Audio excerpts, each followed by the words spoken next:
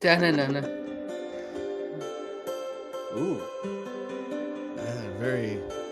This It's is like like going water. to a spa. You get when you walk in, you're getting a massage. This is what the music that's playing. Yes, massaging your eardrums every day, 3:30 p.m. Mountain Time. Orange and Blue today. Cecil Lammey, Andrew Mason, and OBT is BFD. We appreciate you. Relax. Take it easy. Take a moment. I feel like we're doing NPR radio or something, right? Like very soft spoken. Good day. Yeah. I feel like we both need to relax after some of the events of the last hour or so that each of us have dealt with. Different set of Yes. circumstances, but we both need to chill, find our harmony. Yes. Uh, I wish we had the music from Happy Gilmore when you're finding your happy place. You know, Yeah, there you go. We do maybe it. we can get Chubbs Peterson playing. We've only just begun on the piano. Right, right. You never I got know. my hand back. See, Hey, happy. It is Orange and Blue today. We are presented by Champ Honda, and we appreciate each and every one of you out there. It's good to be here with you. It's good to finally be in the saddle of the show once again. And Andrew Mason and I are here to talk about the Denver Broncos. And yes, the humidity's, before anyone talks about it in the chat room, the humidity's messing with my hair product. So you're getting either that or I start using a bunch of hairspray and kill the ozone. But yeah, like, yeah, all the rain. I think I'm like a cat Mace because like rain on my hair really, really bothers me. And it messes with my dew, man. yeah. I mean, I thought you were gonna say you're like a cat because you find the highest point. I mean, my dogs are like cats. They always like to climb on top of the sofa and sit there. Both of Okay. them. They were actually just over there. One of them was just in the room here, underfoot, but now is gone. But yeah, I've got a hat on too, but I don't like hair product. I just need a haircut. I've got a little too much hair, a little too much up top, and I have not found a barbershop type of place in Wisconsin that I like. So I'm waiting to get back to Denver where I can go someplace that I trust. So I'm going to be Yes. back in Denver Next week. By Monday afternoon. So maybe Monday night, Tuesday morning, getting the trim that I need. Yeah. That's my plan. Getting a little trim. Andrew I'm Mason, Cecil I'm Lammey, driving 950 miles to get a haircut. and to see me. And to see y'all here in studio. That'll be on next week's show. Edward does ask something that's not on our topic list, but let's just throw it in quickly. What are your opinion on the stadium revitalization over building a new stadium? I mean, they will eventually. It's just this is what you got to do right now. And, you know, the bourbon bar or whatever, it's like still doesn't make me want to go to the stadium. Like the stadium experience isn't as good as going home, and it's not a state-of-the-art stadium. I don't care how many bourbon bars you put in there. Honestly, I think this is twofold. This Breckenridge bourbon bar that they're putting in on the lower level, and people are going to have seats in the lower level as well. I think one of the first aspects of it that's key is I think they're using this to figure out, okay, are there things that we can do within the structure of this stadium to get some more bells and whistles and improve the experience and create a few more spaces for fans to gather? Because the premium type of spaces, other teams have shown there's a market for that. We see like in Las Vegas, Los Angeles at SoFi Stadium, Jerry Dallas. World down in Texas, the stuff on field level that's becoming a big deal, whether it's actually facing the field or it's tucked back. This is, you've got your seats very low in the lower bowl, but your area of gathering sort of in the back underneath a little bit.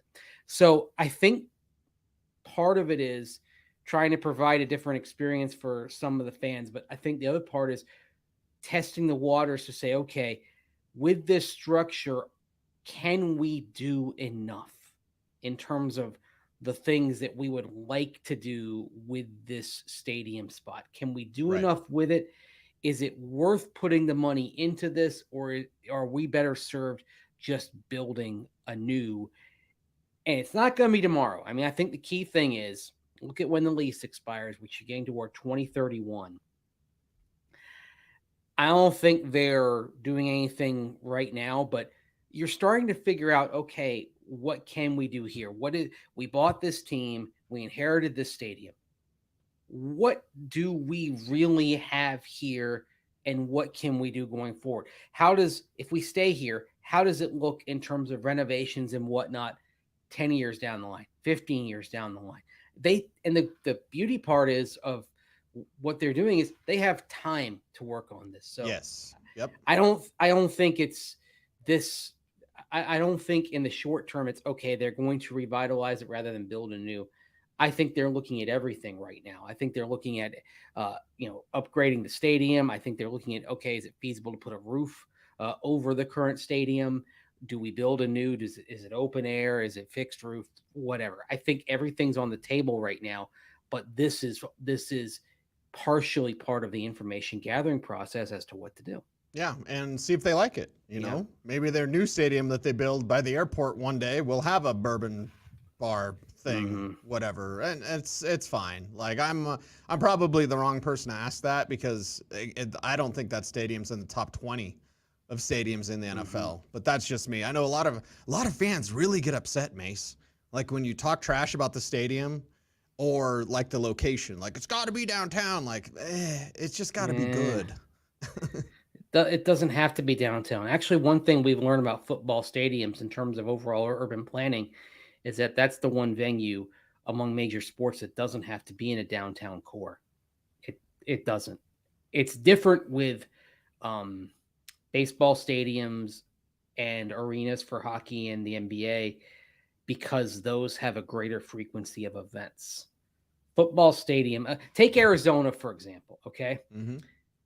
The Coyotes and the Cardinals basically were at the same spot. They were separated by a shopping district out in Glendale. The Coyotes failed out there. Part of it is it's 41 nights a year, and a lot of fans did not want to make that trek, particularly from the East Valley of the Phoenix area. And that's where a lot of their fans came from.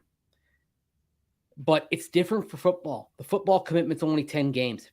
And we have seen that people will drive long distances 10 times a year, or if they choose not to go to the preseason, 8 times a year to watch that. But they're not going to do that to that same degree to go to an arena, to go to a baseball stadium, which is why, like in Tampa Bay, the Tampa Bay Rays are usually a terrific team in baseball, but they don't draw.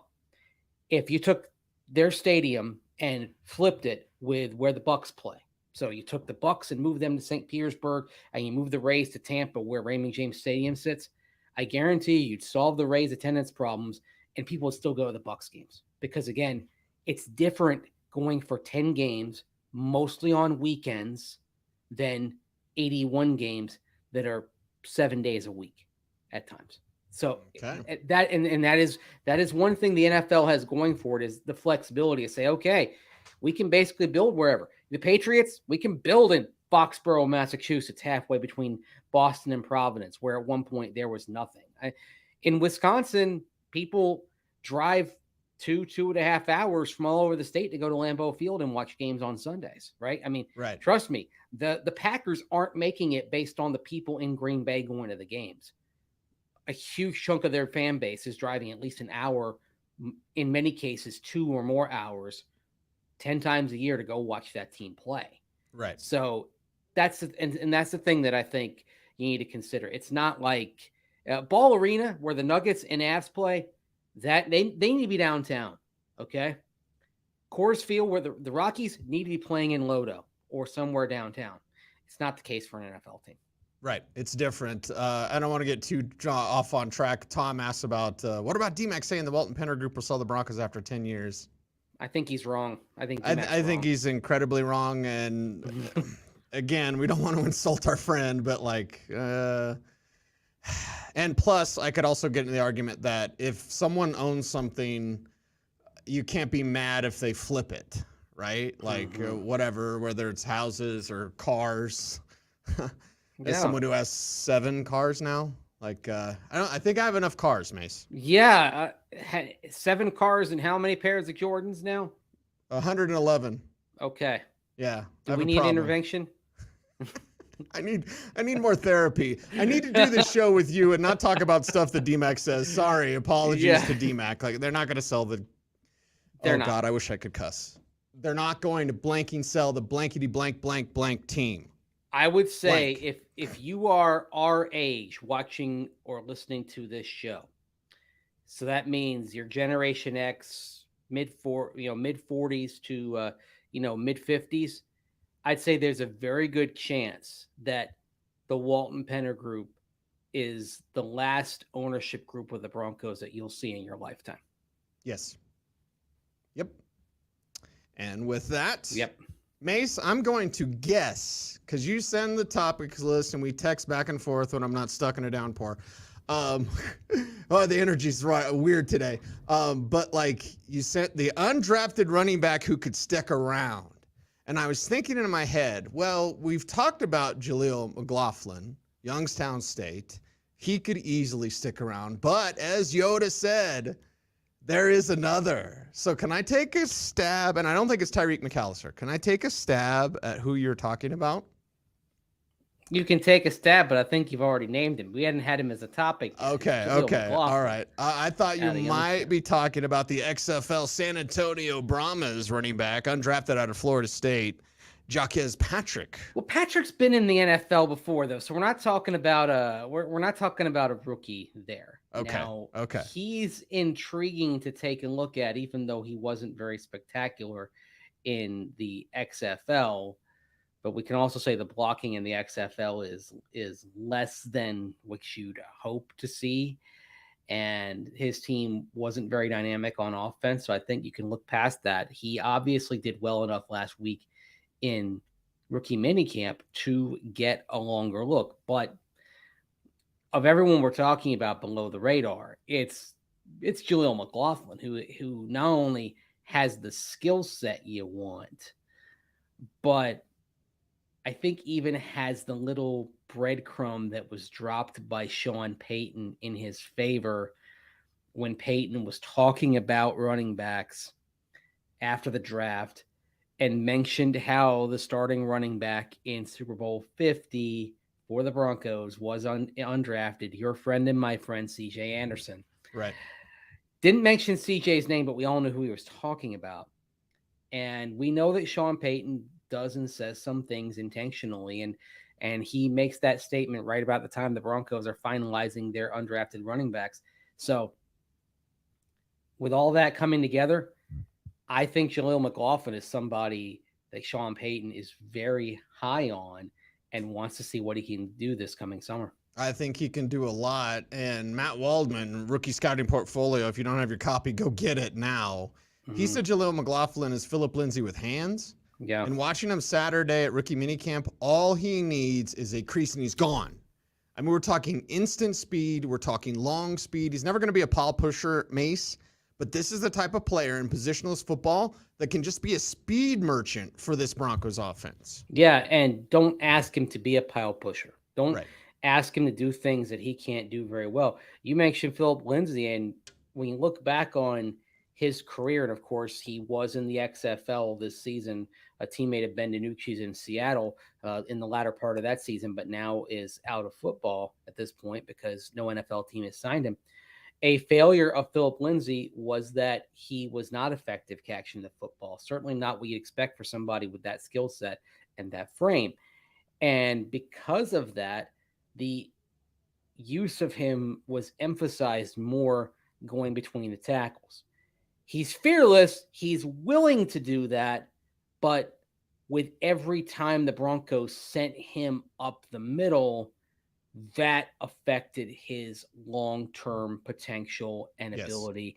And it's part of the reason why he's not on an NFL team right now, because there was a lot of accumulated wear and tear because of how he was used. And part of the reason he was used that way is because he wasn't as effective in space as a passing game as you would need a smaller running back to be. So it does behoove McLaughlin to have skills in the passing game. It does make him more viable long term because you're going to get him his touches, and some of those touches are going to be outside in space with less contact. Yeah, and I saw him make a catch. We can't give too much away, but I saw him make a catch with I don't even think Jerry Jeudy could have made it. He spun as he's catching it was behind him. So he's doing like a wheel route. Again, I'm not giving away too much. The pass was behind him. He spun, caught it, arms extended the proper way, kept spinning, kept his feet, and just turned on the Jets on the sideline. It was a touchdown. Yeah. I mean, that sort of degree of difficulty. And again, pointing back to Matt Waldman in the rookie scouting portfolio, he says he has the movement of either an insect or a hummingbird. Ooh. This dude is incredibly fast, incredibly quick, and he doesn't have to live between the tackles. He's not afraid to go in there, but like he doesn't always take it to the corner store. Usually with those speed guys, Mace, you got here they're trying to bounce everything outside. Not with McLaughlin. That gap run I told you about. Again, I don't know what the Broncos get mad at. It was between the tackles. Yeah. So that 80-yard run that he had in practice, where he was untouched, it was very well blocked. It was gap. Speed gap is what Payton wants to do. And Kurt asked about the Kamara.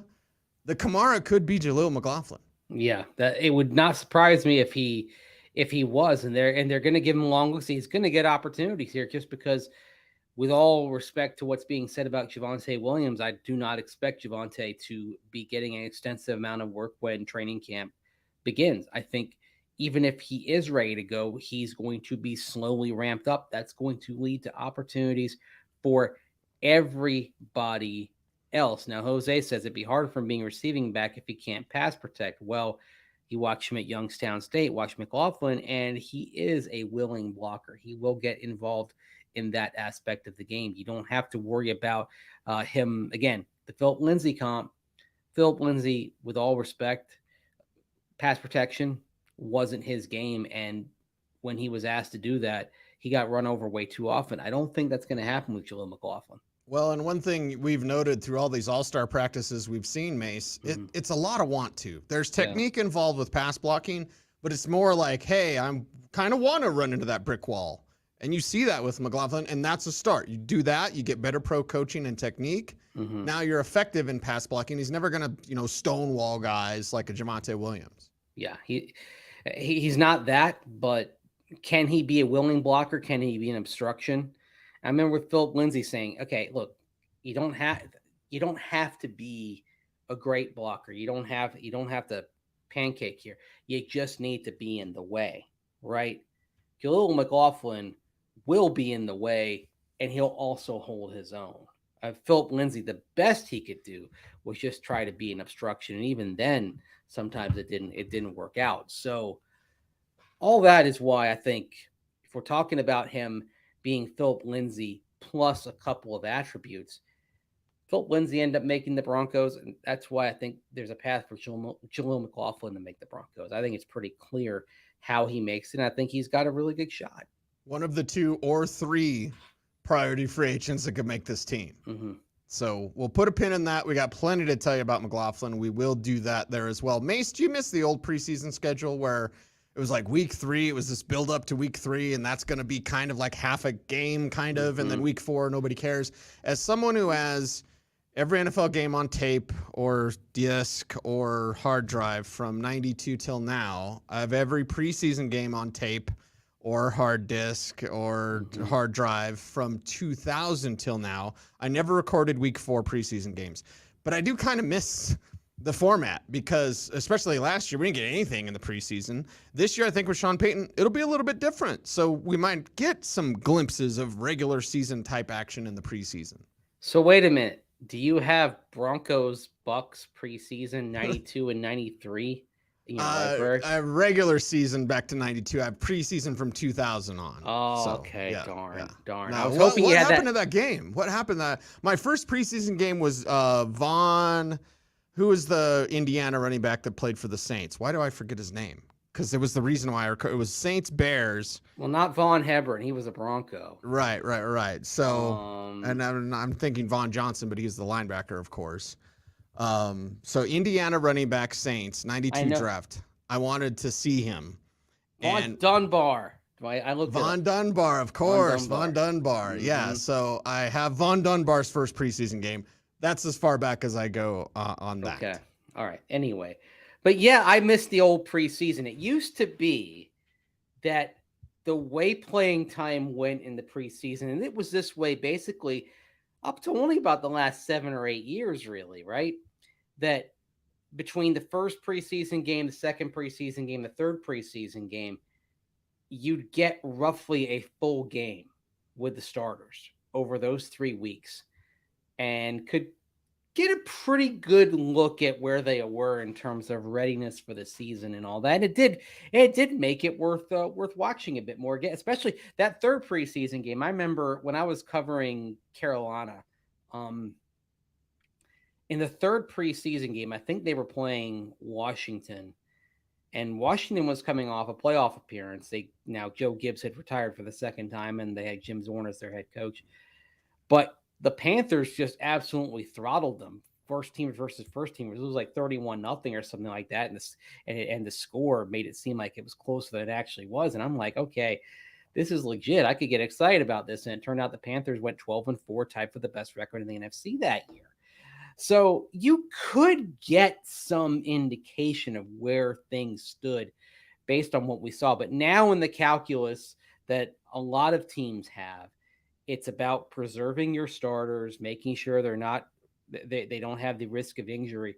And so the Broncos, depending on what their foes do, they faced the Rams in the third preseason game. And we know Sean McVay is really the one who took this don't play starters in the preseason trend to a new level. So that game's going to be against the Rams backups. And then San Francisco, that may well depend on what they're doing at quarterback, what they're figuring out, who's going to be passing for them this year. And then, of course, you open with Arizona, and we don't know what Jonathan Gannon's going to do his first preseason. But we could be looking at a preseason where you see the Broncos starters working their way through and having that old school kind of ramp up over 3 games, and the opponents maybe not putting their starters out there at all. So you could get some results that I think might be a little bit deceptive. Like last year, even though the Broncos had a bad season, that Bills game, everyone went kind of crazy. And I'm like, wait a minute, that was Broncos backups against Bills starters. And then Bills second teamers against Broncos third teamers. Of course, it was going to be an emasculation on the field there in Orchard Park. Right. So look at it properly. I think we could learn more from joint practices. Yes. That should be the standard for everything. Like, give me joint practices like 2 times with 2 different teams. I would love that. And you know what? With the Rams in particular, because they don't play their starters in the preseason, we know this, and that's just how Sean McVay does it. Right. Basically, I do wonder, even though Sean Payton has said, I'm going to play my starters in the preseason, I wonder if because of what the Rams do, thinking out loud here, that he may simply treat the practice that is expected to be scheduled as the preseason game. And if that's the case, the other thing I hope the Broncos do, even though it's that third week of the preseason, usually training camp is closed by then. It's open to sponsors and that's it. Right. It is my sincere hope that with joint practices that week, that the Broncos, and you can do this, teams can do this, do have training camp open for 1 more week so fans can watch a joint practice. In my opinion, especially with only one preseason game here. Right. That would be a nice bone to throw a very curious fan base, and a fan base that's, frankly, taken some hits over the last few years, to say, okay, we're going to have training camp in terms of open to fans go just a little bit longer so we can pack the hillside for the joint practice. It is Orange and Blue today, presented by Sean Honda. I was reading your latest at denversports.com, Mace, about what to expect in week 1. Your series of articles is starting at Denver Sports, denversports.com, about the weekly opponents. And it's been a minute since the Las Vegas Raiders took an L on the way out. It has 6 straight wins for the Raiders in the series, an 11-4 record going back to the first Broncos-Raiders game post Peyton Manning, which is actually when he was still on the roster. but was injured, and Brock Osweiler started. And that was the beginning of the run, as my dogs provide a chorus in the background there. That was the beginning of the run. Overall, with Derek Carr starting, Raiders were 11-6 against the Broncos. Carr's gone. Sean Payton's coming in. Last time the Broncos had a 6-game losing streak against the Raiders, right after that, Mike Shanahan came in as the head coach and changed that. And so here comes Sean Payton, a lot of experience. I think it's fair to expect that streak is going to end. I like getting the Raiders in week 1. I like the fact they don't have Derek Carr anymore because he gave the Broncos some problems. And one of the reasons why he gave the Broncos problems is that he's very patient. Yes. Maybe he's not the most dynamic passer going downfield, but he's very patient. And if you play zone like the Broncos have in recent years, he would just take those gaps, take what was there, and go on to the next play. That patience and discipline is why he did very well going against the Broncos when some other quarterbacks did not. Now he's out of there. Jimmy Garoppolo has a different mindset. I like all the pieces coming together here right down to week 1, and the Broncos are usually excellent in home openers. And by the way, another stat I put in there is how the Broncos are 16-3 all time when a coach has his first home game as a Broncos coach, including interim coaches like Jerry Rosburg. I like all of that. I think the Broncos stop the Raiders' 6-game streak and get a dub in week 1, and it's a good building block on which to grow going forward. Well, it's not silver and black today because, well, I don't want to be mean. I could say a bunch of stuff about You're wearing Raiders silver fans. and black today, though. I'm wearing white and black, Mace. Is that gray on your hat?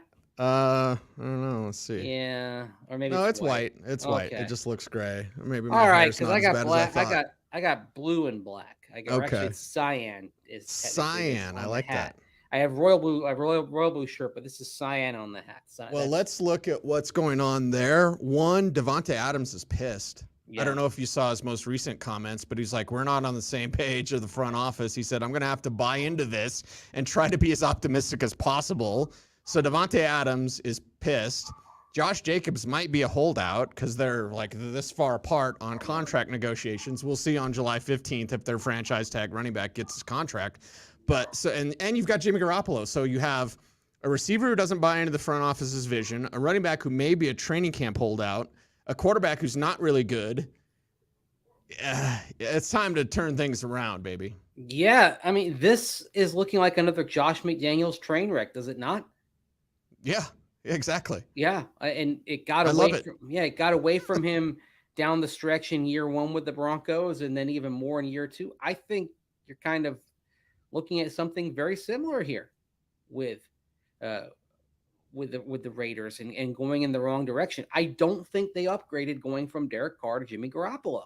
I think Garoppolo is obviously familiar with Josh McDaniels, but I don't think he's a better quarterback. No, not at all. And have that chemistry with Devonte Adams that Carr did from Fresno State. Yeah, that was one of the reasons why you brought him in, because Carr and Devonte Adams are close. They've been close for over a decade.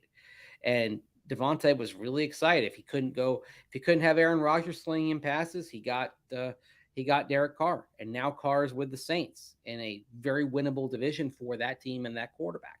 Yes, that division's wide open this year. Yeah. So watch everybody in that division, and I think Devonte Adams doesn't finish the season with the Raiders. I think they trade him before the trade deadline, and hell, the Jets might do it just to get him with Rodgers again. Who knows? If they do that, is Josh McDaniels the coach of the Raiders at this time next year? No. They'll eat the money. Mm-hmm. Now, let me throw this in. Okay. What if Tom Brady becomes a part owner? Oh boy. Could he be owner player? You can't be an owner and a player. I'm saying he might stick up for his guy, Josh. Oh, okay. Geez. If you're Josh, you're hoping for that. And by the way, if you're Mark Davis, you're hoping for that. The joke in Vegas is that he can't do anything without asking the bank's permission. Dude doesn't have any money.